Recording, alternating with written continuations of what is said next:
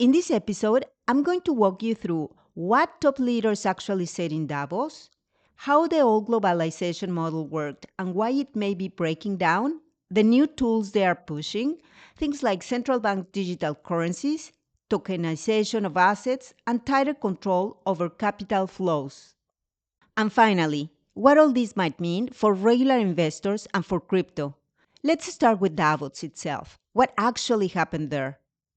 The World Economic Forum brought together around 3,000 participants from roughly 130 countries, including close to 60 heads of states or governments and hundreds of central bankers, CEOs, and ministers. According to the forum's own press release for the 2026 annual meeting, the theme was a spirit of dialogue in a world facing war, inflation, energy shocks, AI disruption, and rising debt.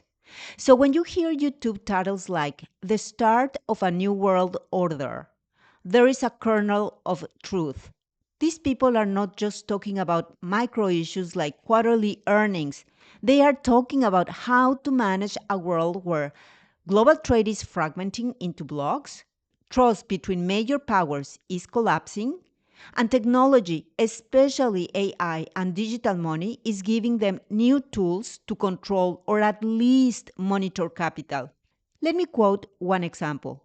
In one Davos session on central banks, European Central Bank President Christine Lagarde described central banks as guardians of stability, but also acknowledged that the role of central banks is being questioned and that the new digital forms of money are on the table.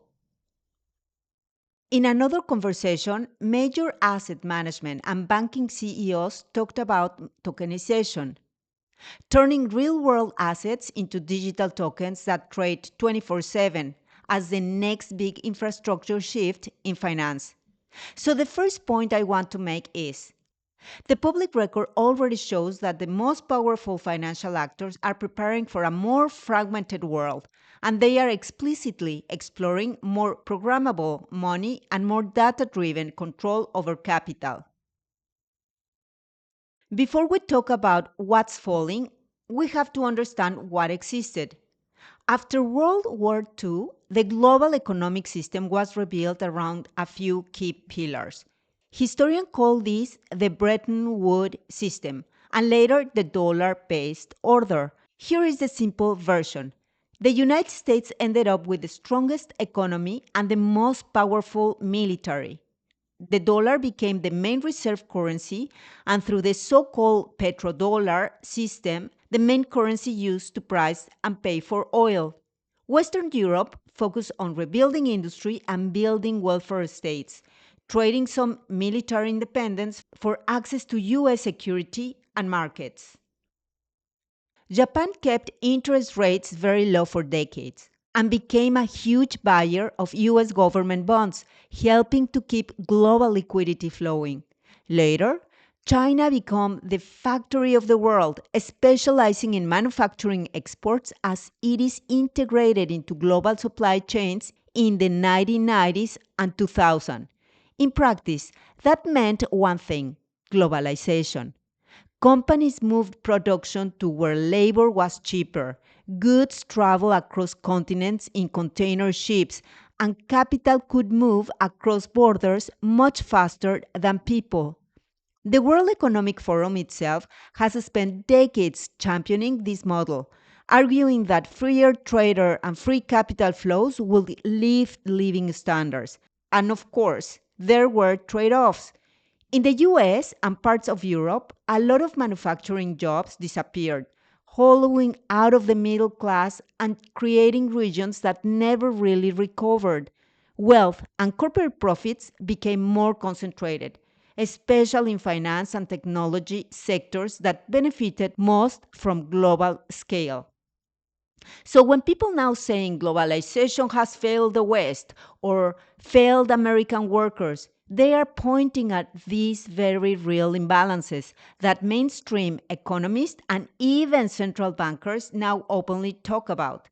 Davos 2026 is interesting, not because someone suddenly discovered this, but because the same institutions that pushed the old model are now openly discussing how to adjust or replace it.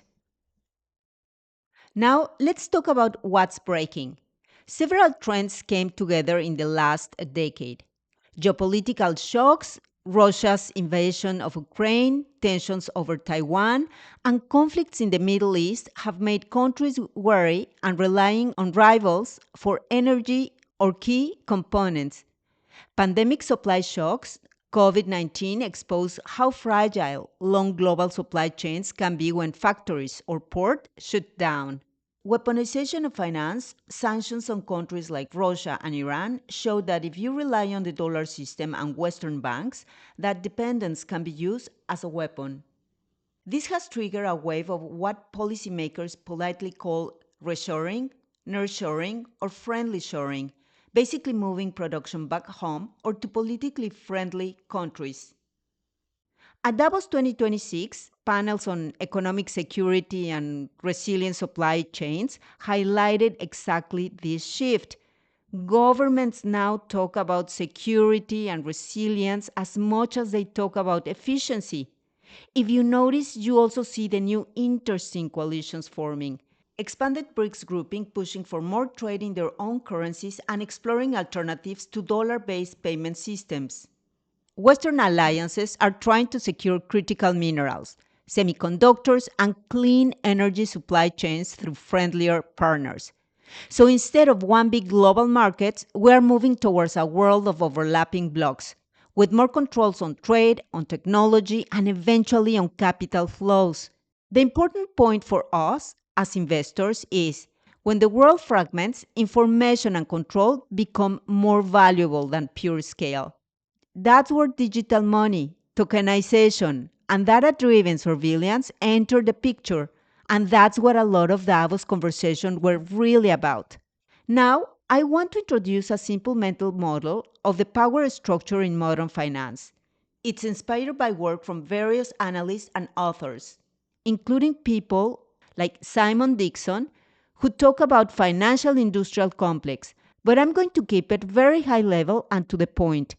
Think of four layers: asset managers and institutional investors, banks and central banks, technologists, the fintech and big tech builders, and states and security apparatus. I'm referring to governments, regulators, and the military industrial complex. At the top of the investment food chain, you have the massive asset managers. Firms like BlackRock, Vanguard, and State Street, which together oversee tens of trillions of dollars in assets. Those assets belong to pension funds, insurance companies, and regular investors, but the asset managers vote on corporate decisions on board members in many cases. Larry Fink of BlackRock has been very public about his view that tokenization of assets, putting stocks, bonds, and even real estate on blockchains is the next generation for markets. At Davos, adjacent events and industry panels, these firms have argued that tokenization can cut settlement times, lower fees, and make markets more accessible globally. That's the official story. The more critical view is that whoever runs the tokenization rails will see almost everything in real time and may have even more leverage over markets than they have today. Next, you have the traditional banking system and the central banks.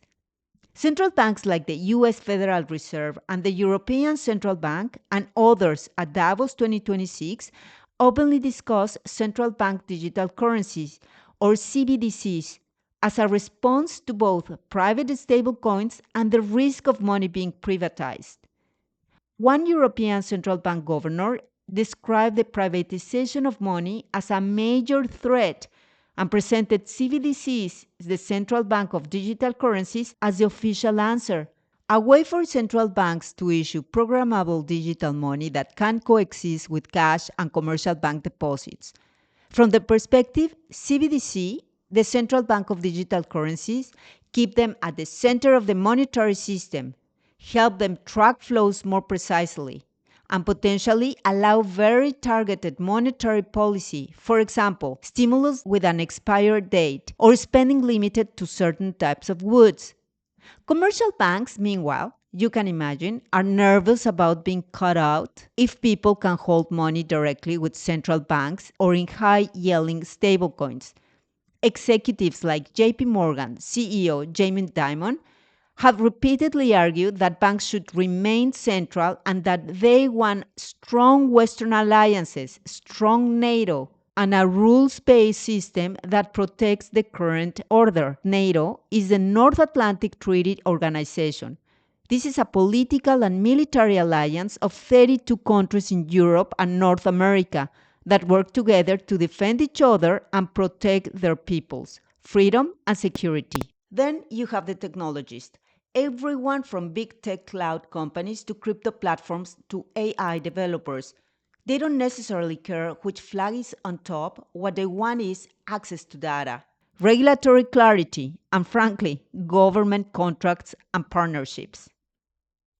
A good thing, this Davos 2026 technology sessions were packed with discussions about AI finance, digital identity systems, and how to use tokenized assets and smart contracts to automate compliance. And here is where crypto overlaps with the mainstream. Crypto builders argue that open networks and stablecoins can offer faster, cheaper, more transparent rails than legacy banks, but they are fighting for regulatory space against incumbents, states, and security. Finally, there's a state layer governments, regulators, and the security apparatus. They think in terms of sovereignty over energy, food, and key industries, control over money laundering, sanctions, and capital flight, and political legitimacy at home. That's why you see, for example, European and North American leaders talking about economic security, the risking from China, rather than full decoupling and coordinating sanctions regimes. When you put all four layers together, you get a clearer, less mystical picture of what is really happening. Asset managers want liquid, global tokenized assets. Banks and central banks wants to stay at the center of money via CBDCs, central bank digital currency, and regulation. Technologists want to build the rails and the analytics. States want enough control to manage crises and rivals without losing their domestic base. Davos is basically where these groups compare notes and try to align just enough to keep the system functioning. But now let's bring crypto into the conversation because that's probably what you want to hear. Crypto is both a tool and a competitor in this landscape.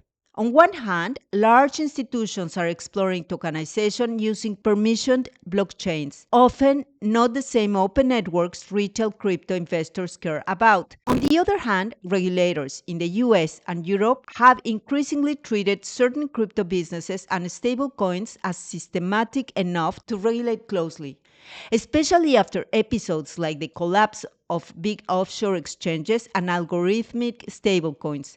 At Davos and the related events, a recurring theme was how to harness blockchain for efficiency while keeping public authorities in charge of monetary sovereignty. Crypto industry voices, for example, major US exchanges CEO in interviews around Davos, argued that if bank and stablecoins competed on a level playing field, many consumers will choose higher yielding digital assets over low yield bank deposits. So you can think of it like this. Central bank of digital currencies are the state's answer to losing control of money. Tokenized securities on institution controlled chains are Wall Street answer to staying relevant and data rich. Open crypto is the outsider trying to build parallel rails that don't depend on one central authority. The friction you see in regulation, enforcement, and policy debates is exactly about who sets the rules on this new game. For you and me, as individual investors, the key is not to assume that any one side will win cleanly. It's more likely we'll get a messy hybrid systems. Some countries will roll out retail central banks digital currencies, CBDCs. Others will focus on wholesale CBDCs used only between banks. Tokenized stocks, bonds, and funds will slowly merge with today's markets. And crypto will survive in niches where censorship resistance, open access, or yielding opportunities are strong enough to justify the risk. Let's zoom back down to the individual level. What does this shift from classic globalization to a more fragmented, more digital system actually mean for someone managing savings, a portfolio, or a crypto stack? Here are a few practical implications based on what we heard and read around Davos 2026. More volatility between regions and assets. As block forms and supply chains move, different regions will grow at different speeds. That likely means more frequent currency swings, interest rate surprises, and policy shifts. More surveillance and less privacy in mainstream finance. CBDCs and tokenized assets make it easier to track flows and enforce sanctions or tax rules.